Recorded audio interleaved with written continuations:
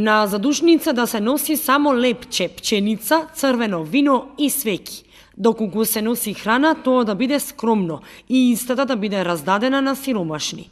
Со ваков апел излегоа свештениците на ден пред задушница, раководени од искуството дека луѓето со изговорот да се најде пред покојниот носат големи количини на храна на гробовите и прават помпезни настани од самата задушница. Покојните имаат потреба само од молитви, велат свештениците. Оно што како црква не, да речеме, загрижува и пред се иритира е тоа начинот на, ајде да го кажеме, празнување на овој празник, имено е тоа што многумина од оние номинални верници на овој ден по завршувањето на молитвата од страна на свештеникот раздаваат обилна количина на храна на другите посетители на вечните живеалишта на нашите ближни.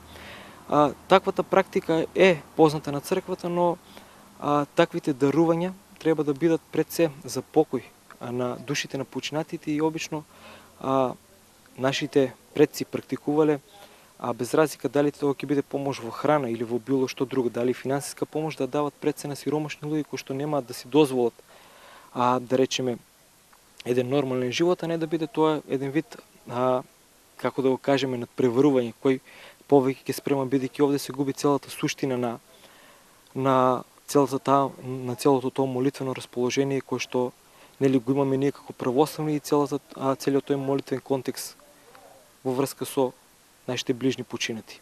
Свештениците појаснуваат зошто задушница се слави пред Митровден.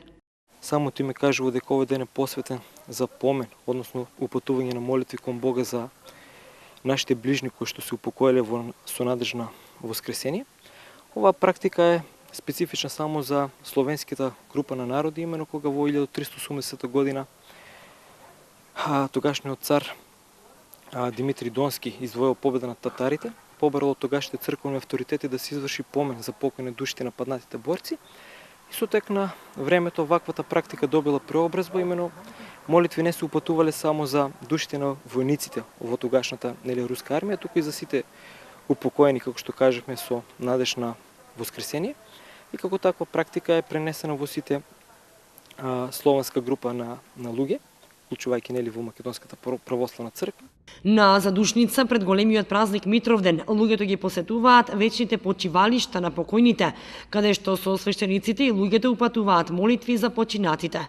Во петок со почеток во 14 часот свештениците од храмот Свети Великомачени Ѓорги во Кочани ќе излезат на вечните почивалишта на починатите лица и ќе вршат помен за нивната душа. А во сабота во 7 часот наутро ќе се читаат молитви за упокојување на душите на починатите.